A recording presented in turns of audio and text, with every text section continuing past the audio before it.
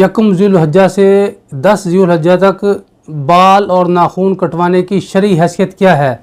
यानी इसके बारे में क्या हुक्म है कि आया नाखून और बाल जो है वो कटवा लेने चाहिए इन दिनों में,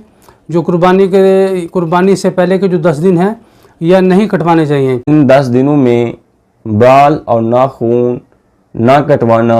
बाइस सवाब है और मुस्तहब अमल है। हदीस पाक में है, हज़रत उम्मे सलमा रज़ियल्लाहु ताला अन्हा रिवायत करती हैं, हुज़ूर नबी करीम अलैहिस्सलातु वस्सलाम ने इरशाद फरमाया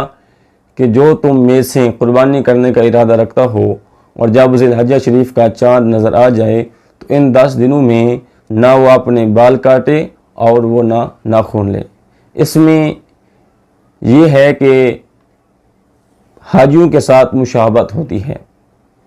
क्योंकि हुज्जाज किराम जो होते हैं वो भी ये काम नहीं कर सकते।